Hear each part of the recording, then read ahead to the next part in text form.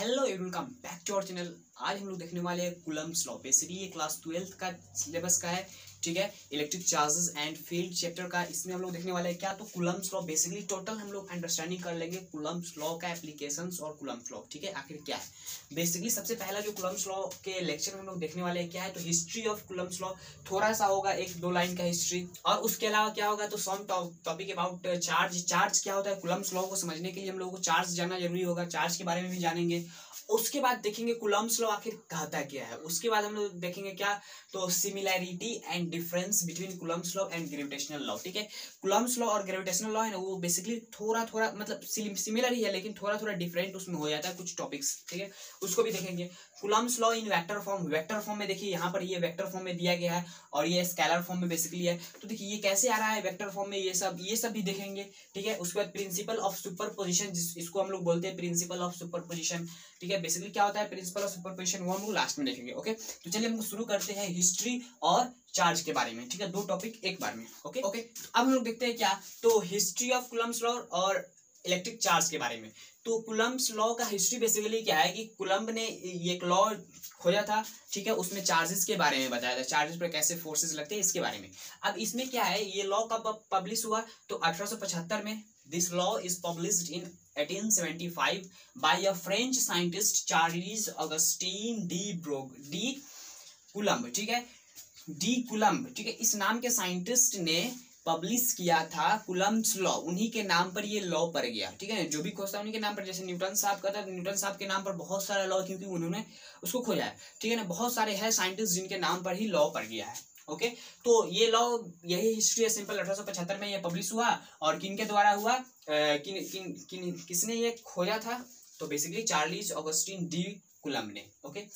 अच्छा, चार्ज के बारे में क्या कहना है, चार्ज आखिर होता क्या है, उसका प्रॉपर्टी होता है। 2 तरह का चार्ज पाया जाता है, बेसिकली 3 तरह का चार्ज होता है, एक न्यूट्रल चार्ज, ठीक, और एक पॉजिटिव चार्ज और एक नेगेटिव चार्ज। 3 तरह का चार्ज होता है, ओके। तो इसमें से जो होता है ना पॉजिटिव, जब पॉजिटिव 2 पॉजिटिव एक साथ आएगा ना, तो वो क्या होगा, एक दूसरे से दूर भागेगा। और 2 निगेटिव एक साथ आएगा ना, तो वो एक दूसरे से दूर भागेगा, ठीक है। और अगर एक पॉजिटिव हो और एक निगेटिव हो, वो दोनों क्या हो, जब आएगा ना तो एक दूसरे की तरफ भागेगा, एक पॉजिटिव एक निगेटिव एक दूसरे की तरफ, ठीक, यही होता है।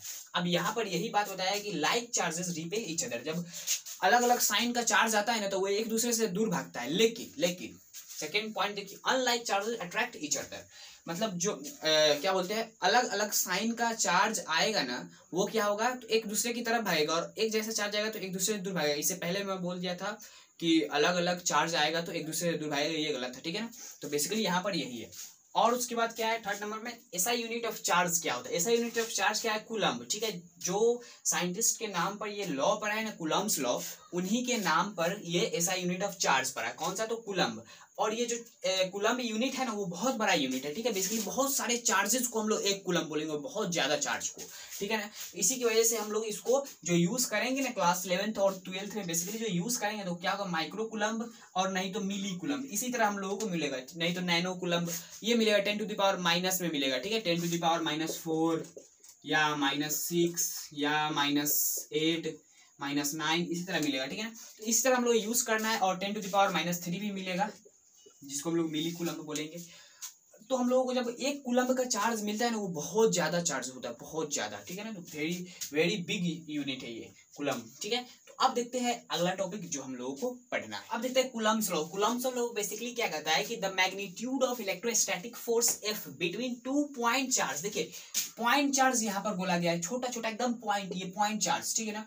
2 point charge Q1 and Q2 is directly proportional to the product of magnitude of charges and the inversely proportional to the square of the distance between them। Basically ये जो लॉ है ना, बेसिकली यही कर रहा है कि 2 पॉइंट चार्ज होगा, एक पॉइंट चार्ज ये और एक पॉइंट चार्ज ये, इसको Q2 और इसको Q1, और इन दोनों के बीच का जो डिस्टेंस होगा R होगा ना, तो ये Q1 होगा ना, इस पर एक फोर्स लगाएगा F on 2 due to 1, और इस तरफ लगेगा एक force F on 1 due to 2, इस तरह बोलते हैं, ठीक है। जिस पर फोर्स लग रहा है उसको पहले, जिसके वजह से लग रहा है उसको बाद में, ठीक है। ये 2 है तो 2 की वजह से लगा तो बाद में, और किस पर लगा तो 1 पर तो पहले, और उसके बाद फिर इधर हो गया तो 2 पर लगा किसके वजह से, तो 1 की वजह से, तो उस तरह लिखा गया, ठीक है ना। बेसिकली यहाँ पर यही है। तो इस फोर्स का मैग्नीट्यूड देखिए, ये दोनों फोर्स है ना, F on 2 due to 1 vector is equal to minus of F on 2 due to 1, ये ये बराबर होता है, मैग्नीट्यूड इसका बराबर होता है, लेकिन डायरेक्शन एक दूसरे का अपोजिट होता है ना, इसका इधर तो इसका इधर, किसका, इसका इधर तो इसका इधर, क्यों, सिर्फ डायरेक्शन बदल रहा है, मतलब क्या, एक को पॉजिटिव लेंगे तो एक को निगेटिव, तो बेसिकली यहीं पर यही किया गया। और इसका जैसा ही मोड लगाएंगे ना तो ये इसका मोड जो होगा ना वो बराबर हो जाएगा। ओके, तो बेसिकली ये जो इसका मैग्नीट्यूड है ना उसको कैसे निकाला जा रहा है, इस कूलम्ब्स लॉ की मदद से। तो इसका मैग्नीट्यूड क्या होता है, फोर्स इज इक्वल्स टू के, सॉरी अभी इस स्टेटमेंट के हिसाब से चलते हैं, फॉर्मूला तो सब लोग को किताब में देख लेंगे, लेकिन यहाँ पर देखते हैं statement, the magnitude of electrostatic force F between 2 point charges Q1 and Q2 is directly proportional to the product of the magnitude of the charges. क्या बोल रहा है, directly proportional to the product मतलब गुना, और किसका किसका, एक चार्ज ये और एक चार्ज ये, जो चार्जेस के बीच में हम लोग देख रहे हैं तो उसका गुना कर उसके डायरेक्टली प्रोपोर्शनल है वो फोर्स, और इनवर्सली प्रोपोर्शनल है square of distance between them. ठीक है, ये जो डिस्टेंस है ना, ये डिस्टेंस है इनवर्सली प्रोपोर्शनल और इसका स्क्वायर करेंगे तब। तो इस तरह बेसिकली जब हम लोग इस प्रोपोर्शनलिटी को हटाते हैं ना तो यहाँ पर क्या आता है, कांस्टेंट क्या आता है, जो आप लोग जानते हैं क्या आता है, Q1 and Q2 divided by R square. तो ये होता है फोर्स, लेकिन ये जो कांस्टेंट क्या है ना, इस कांस्टेंट के को अभी क्या लिखा जाता है, तो कांस्टेंट के का वैल्यू होता है 1/4 पाई एप्सिलॉन। ठीक है, किसी भी मीडियम के लिए एप्सिलॉन, लेकिन जो जब हम यहाँ पर नॉट लगाते हैं ना या जीरो, तो वो वैक्यूम के लिए या फ्री स्पेस के लिए होता है। ठीक है ना, वैक्यूम या एयर के लिए बेसिकली बोल सकते हैं। ओके, अब बेसिकली ये हो गया के की जगह पर हम लोग, तो हम लोग इस फोर्स को हम लोग किस तरह लिख सकते हैं, F is equal to 1/4 pi epsilon Q1 Q2 बटे आर स्क्वायर। इस तरह भी हम लोग लिख सकते हैं क्योंकि के का वैल्यू ये होता है। अब यहाँ पर जो के होता है ना, शुरुआत में जब कूलम्ब साहब क्या किए थे, इस चीज को ढूंढे थे ना, तो उस समय ये 1/4 पाई एप्सिलॉन नॉट नहीं ढूंढा गया था, सिर्फ के का वैल्यू था। और उस के का वैल्यू क्या आया था, तो उस के का वैल्यू था 9 × 10⁹। ठीक है, न्यूटन मीटर स्क्वायर पर कूलम्ब स्क्वायर। ठीक है ना, देख सकते हैं आप लोग यहाँ से इसका कैसे निकालेंगे। तो देखिए फोर्स का क्या होता है, न्यूटन इज इक्वल टू के, तो हम लोग निकालना है। चार्ज का क्या होता है, तो देखिए चार्ज का बेसिकली क्या होता है, ऐसा यूनिट, तो हम लोग यहाँ से देखेंगे current is equal to charge upon में टाइम, ये होता है फॉर्मूला करंट का। अब चार्ज को क्या लिखेंगे, कूलम्ब, टाइम को टी और करंट को एम्पियर ए। तो यहाँ से कूलम्ब का क्या हो जाएगा, 80 हो जाएगा, तो यहाँ पर भी 80 का स्क्वायर हो जाएगा, क्योंकि इसका भी 80 और इसका भी 80 डिवाइडेड बाई आर, तो यानी मीटर स्क्वायर यानी लेंथ का स्क्वायर।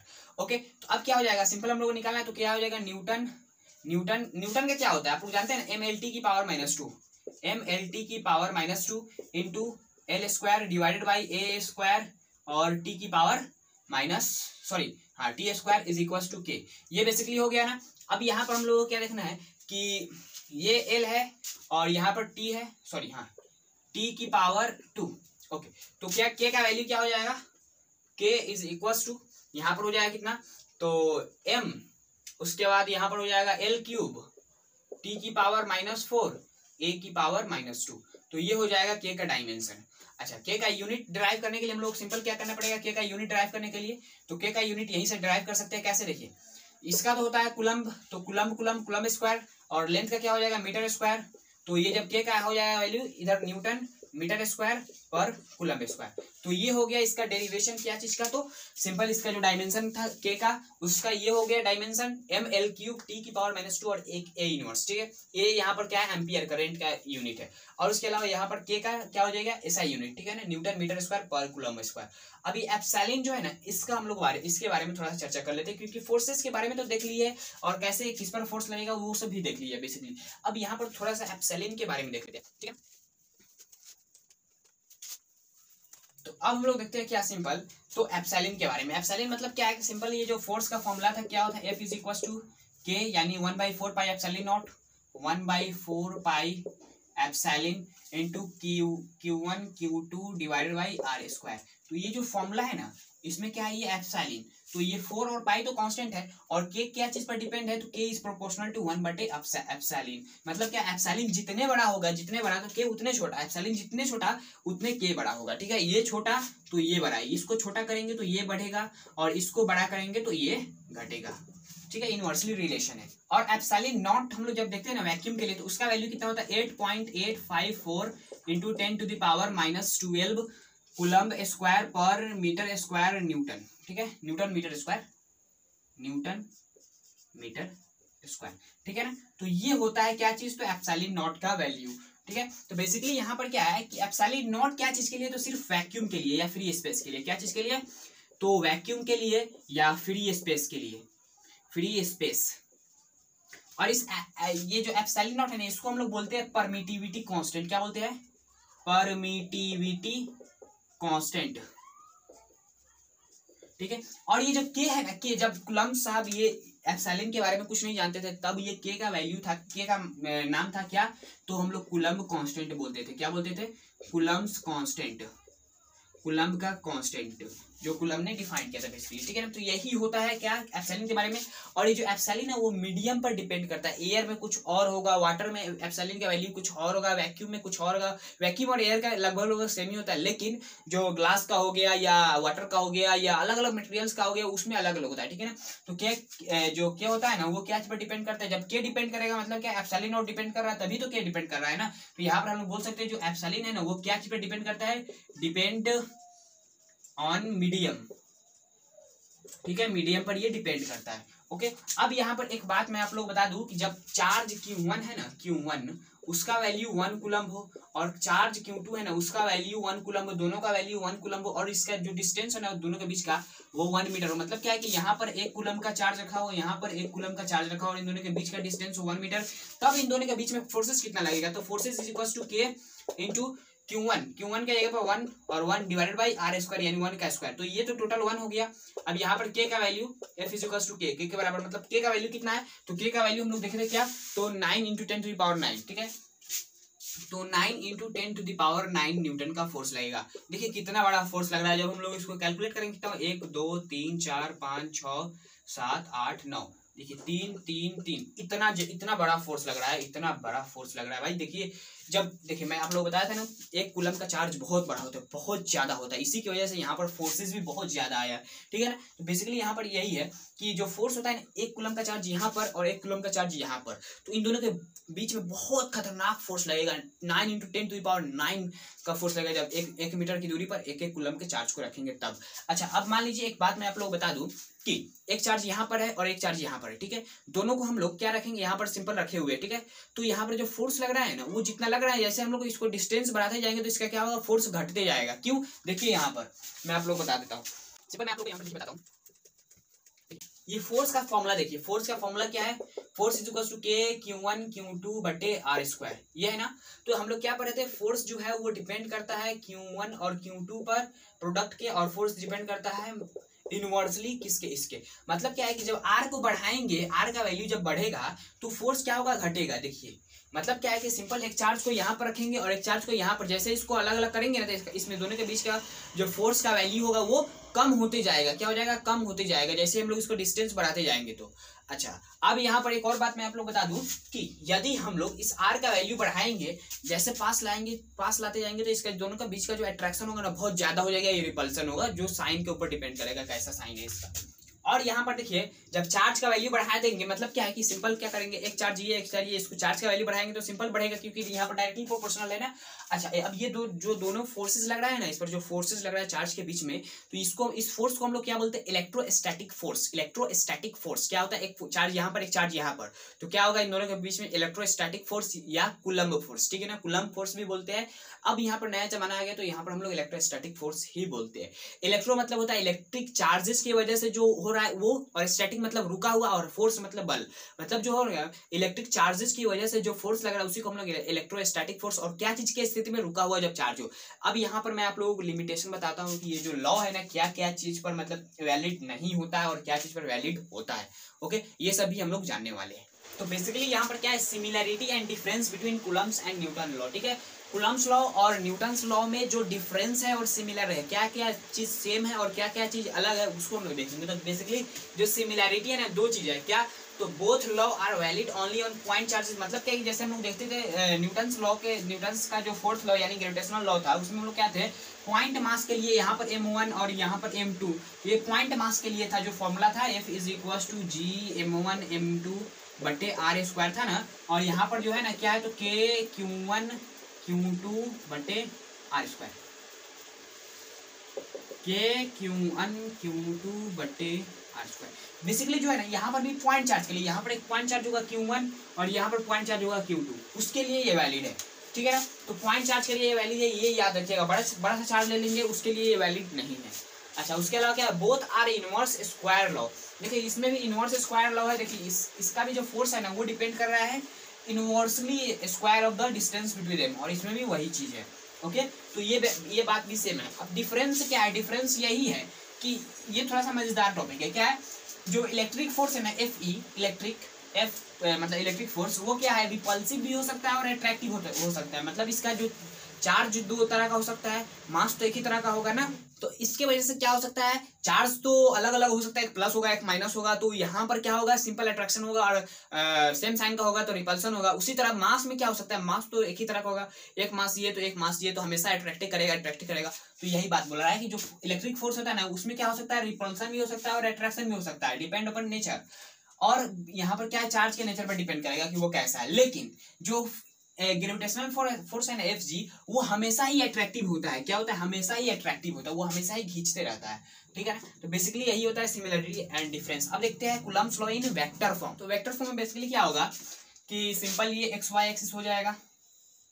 क्या हो जाएगा, एक्स वाई एक्सिस, ये वाई और ये एक्स। यहाँ पर बेसिकली क्या होगा कि एक चार्ज यहाँ पर होगा Q1 और एक चार्ज यहाँ पर होगा Q2। तो इसका जो यानी डिस्प्लेसमेंट वेक्टर होगा ना, वो होगा R1 वेक्टर और इसका हो जाएगा R2 वेक्टर। तो जब हम लोग देखेंगे क्या कि सिंपल इसके वजह से देखेंगे, इस चार्ज की वजह से इस पर फोर्स, तो क्या होगा, इस तरफ से हम लोग डिस्प्लेसमेंट लेंगे, और इसकी वजह से जब इस पर देखेंगे तो इस तरफ से डिस्प्लेसमेंट लेंगे। तो सिंपल हम लोग एक तरफ से देखते हैं तो यहाँ पर हो जाएगा इसका डिस्प्लेसमेंट कितना, R वेक्टर हो जाएगा। तो R वेक्टर क्या होता था यहाँ पर, R2 vector minus R1 vector. ठीक है, ये आप लोग पढ़ चुके हैं बेसिकली वेक्टर चैप्टर में। अब यहाँ पर क्या होगा, जो ये R है ना, इस R कैप इसका निकालने के लिए हम लोग को क्या करना पड़ेगा, आप लोग फॉर्मूला पढ़े थे ना, A कैप यूनिट वेक्टर निकालने के लिए, तो A vector divided by mode of A vector. तो ठीक है ना, इस तरह निकालते। तो R कैप कैसे निकालेंगे, तो R vector divided by mode of R vector क्या होगा, तो R होगा, ये डिस्टेंस R होगा। ठीक है, तो बेसिकली ये तरीका था। अब यहाँ पर तो देखेंगे फोर्स सिंपल, तो फोर्स क्या होगा इसका, force vector on 2 due to 1 is equal to K Q2 Q1 divided by R square N cap. N cap बोले तो यहाँ पर क्या होगा, R कैप। अब R कैप का वैल्यू यहाँ पर क्या है, तो R वेक्टर अपन में R, तो क्या हो जाएगा R cap K Q2 Q1 divided by R square into R vector divided by R। तो इसको हम लोग जब देखेंगे K Q2 Q1 divided by R cube R vector. ठीक है ना, तो यहाँ पर R क्यूब आया और यहाँ पर भी R है, तो इसके वजह से यहाँ पर एक R कट जाएगा, तो यहाँ पर R स्क्वायर ही बचेगा, लेकिन यहाँ पर डायरेक्शन के लिए हम लोगों को करना पड़ा है। तो ये हो गया फोर्स ऑन 2 ड्यू टू 1, और फोर्स ऑन 1 ड्यू टू 2 देखेंगे ना। अब सिंपल ये R जो है ना, इसका वैल्यू हम लोग कैसे निकाले, इस तरह। ठीक, अब यहाँ पर क्या निकालेंगे, इसी को हम लोग क्या यहाँ पर पुट कर सकते हैं, R वेक्टर तो है, ठीक है, R वेक्टर है। अब यहाँ पर क्या लिखेंगे, force on 2 due to 1 is equals to K Q2 Q1 divided by R cube into यहाँ पर क्या लिख देंगे, R2 vector minus R1 vector. ठीक है ना, अब ये हो गया क्या, फोर्स ऑन 2 ड्यू टू 1। अच्छा, फोर्स ऑन 1 ड्यू टू 2 निकालने के लिए क्या करना पड़ेगा, force on 1 due to 2 is equal to K Q1 Q2 divided by R cube into R1 vector minus R2 vector. सिर्फ डायरेक्शन का चेंज होगा, उसके अलावा कुछ नहीं, अपोजिट डायरेक्शन हो जाएगा। देख लीजिए यहाँ पर R2 माइनस R1 है और यहाँ पर R1 माइनस R2 हो गया। ठीक है, सिंपल यही वेक्टर फॉर्म है इसका। वेक्टर फॉर्म आप लोग इसको याद कर सकते हैं, ये है ना, इसको वेक्टर फॉर्म बोल सकते हैं, वेक्टर फॉर्म। और ये हो गया दोनों पर, बेसिकली एक चार्ज इसकी वजह से उस पर और उसकी वजह से इस पर। तो आई होप आप लोगों को यहाँ तक समझ में आ गया होगा। अब देखते हैं लास्ट टॉपिक क्या है, तो प्रिंसिपल ऑफ सुपरपोजिशन। अब बेसिकली यहाँ पर करना क्या है कि देखिए, प्रिंसिपल ऑफ सुपरपोजिशन में होता क्या है, प्रिंसिपल ऑफ सुपरपोजिशन में यही होता है कि यहाँ पर कोई n चार्ज है। ठीक है, यहाँ पर क्या देखना है, एक चार्ज यहाँ पर है, 2 नंबर चार्ज यहाँ पर है, 3 नंबर चार्ज यहाँ पर है, 4 नंबर चार्ज यहाँ पर है, डॉट डॉट डॉट बहुत सारा चार्ज है, और n नंबर n-1 ये है और n नंबर यहाँ पर रखा हुआ है। अब इन दोनों के बीच का डिस्टेंस R1 R2 R3 और R4 और ये हो जाएगा Rn-1 डिस्टेंस। ठीक है ना, तो बेसिकली ये हो गया। अब यहाँ पर देखना है कि ये चारों तरफ जो चार्जेस रखे हुए हैं, इसके वजह से इस एक n चार्ज पर क्या असर पड़ रहा है। तो उसके लिए हम लोगों को क्या देखना पड़ेगा, सिंपल इसका टोटल फोर्सेस देखना है कि इस पर कितने फोर्सेस लग रहा है इस पर। तो हम लोगों को निकालना क्या है, F net on n is equal to F ऑन n due to 1 plus F ऑन n due to 2 plus F on N due to 3। मतलब क्या है कि सिंपल इस पर इसकी वजह से कितना लग रहा है, इसकी वजह से कितना लग रहा है, इसकी वजह से कितना लग रहा है, सबको अलग अलग वेक्टर फॉर्म में जोड़ेंगे, ठीक है, वेक्टर फॉर्म में साइन के साथ।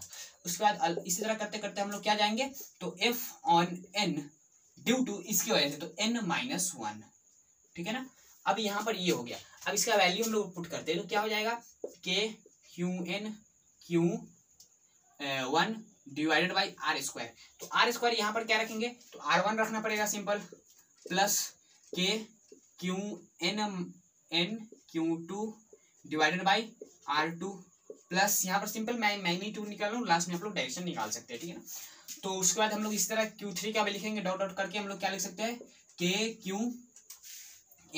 Qn-1 डिवाइडेड बाई Rn-1 का होल स्क्वायर हो, इसका स्क्वायर होगा ना भाई, हाँ ठीक है स्क्वायर होगा। अब यहाँ पर देखिए कॉमन क्या हो सकता है, k Q1 Qn कॉमन हो सकता है, यहाँ पर क्या बचेगा, Q1/R1 का स्क्वायर प्लस Q2/R2 का square plus Qn-1 divided by Rn-1 का होल स्क्वायर, ये बचा। अब इसको हम लोग समेशन के फॉर्म में लिख सकते हैं, ये वाला जो साइन होता है ना इसके फॉर्म में हम लोग लिख सकते हैं, कैसे, तो देखिए इसको हम लोग क्या लिख सकते हैं, k Qn, उसके बाद हम लोग क्या लिखेंगे, summation i is equal to 1 to n-1 Qi divided by Ri का होल स्क्वायर। सिंपल ये मैग्नीट्यूड हो गया F नेट ऑन n, ठीक है। तो इस तरीके से हम लोग निकाल सकते हैं, और डायरेक्शन चाहिए तो यहाँ पर n कैप लगा देंगे, ठीक है ना। तो अलग अलग फॉर्म भी देखिए, डायरेक्शन के साथ यदि निकालना है आपको तो यहाँ पर जो मैं आप लोगों को वेक्टर फॉर्म दिया था तो टोटली वेक्टर फॉर्म में ही लिखते जाना है सभी फोर्सेस को, उसके बाद हम लोग ऐड कर सकते हैं ना। ओके, तो आई होप आप लोगों को यहाँ तक समझ में आ गया होगा, ये लास्ट टॉपिक था superposition, principle of superposition. Okay, तो आई होप आप लोग समझ में आ गया होगा, समझ में आए तो वीडियो को लाइक और चैनल पर नए तो चैनल को सब्सक्राइब जरूर कर लीजिएगा। चलते हैं, जय हिंद जय भारत।